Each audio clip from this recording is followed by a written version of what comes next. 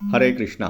தெய்வ திரு ஆச பக்திவேதாந்த சுவாமி ஸ்ரீல பிரபுபாதர் விரிவான பொருள் உரைகளுடன் அழிய ஸ்ரீமத் பாகவதம் காண்டம் 3 பகுதி 1 பராமரிப்பு அத்தியாயம் 3 பகவானின் லீலைகள் பதம் 5 பிரியம் பிரபுர் கிராமிய இவ பிரியாயா விதித்சுர் ஆட்சத்யுதரம் யத் அர்தே வஜ்ரி ஆத்ரவத்தம் சகனோ ருக்ஷாந்த கிரீடாமிருகோ நூனம் அயம் மதூனாம்.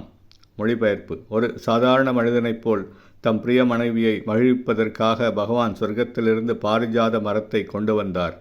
ஆனால் தன் மனைவிகளுக்கு அடங்கி நடக்கிற ஸ்வர்கராஜனான இந்திரன் தன் மனைவிகளால் தூண்டப்பட்டு பகவானுடன் சண்டை செய்ய முழு பலத்துடன் அவர் பின் ஓடினார். பொருளுரை. ஒரு சமயம் தேவர்களின் தாயான அதிதிக்கு ஒரு காதணியை பரிசளிப்பதற்காக பகவான் தம் மனைவியான சத்யபாமாவுடன் ஸ்வர்கலோகத்திற்கு சென்றார். ஸ்வர்கலோகங்களில் மட்டும் வளரக்கூடிய பாரிஜாதம் என்ற பூமரம் ஒன்று அங்கு இருந்தது. சத்யபாமா அம்மரத்தை பெற விரும்பினாள். பகவான் ஒரு சாதாரண கணவரைப் போல் தம் மனைவியை திருப்திப்படுத்துவதற்காக அந்த மரத்தை கொண்டு வந்துவிட்டார். வஜ்ராயுதத்தை வைத்திருப்பவரான இந்திரனை இது கோபமூட்டியது. பகவானை விரட்டிச் சென்று அவருடன் சண்டை செய்யும்படி தன் மனைவிகளால் இந்திரன் தூண்டப்பட்டார்.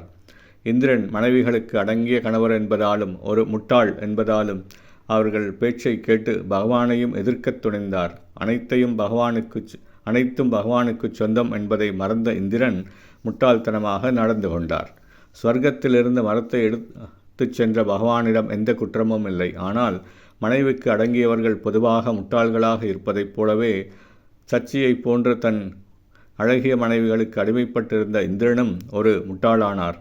கிருஷ்ணர் தம் மனைவியான சத்யபாமாவின் கட்டுப்பாட்டுக்கு அடங்கி ஸ்வர்க்கத்திற்கு சொந்தமான பொருளை எடுத்துச் சென்றதால் அவரை தண்டிப்பதற்கு சரியான செயல்தான் என்று இந்திரன் நினைத்தார்.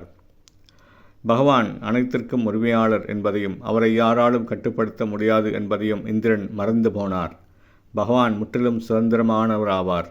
மேலும் தன் மன உறுதியினாலேயே சத்யபாமாவை போன்ற நூற்றுக்கணக்கான ஆயிரக்கணக்கான மனைவிகளை அவரால் அடைய முடியும். எனவே சத்யபாமா ஓர் அழகிய மனைவி என்பதால் அவளுக்கு அவர் அடங்கியவராக இருக்கவில்லை. ஆனால் அவளது பக்தி தொண்டினால் திருப்தி அடைந்த பகவான் தம் பக்தியின் தூய பக்திக்கு பிரதியுபகாரம் செய்ய விரும்பினார்.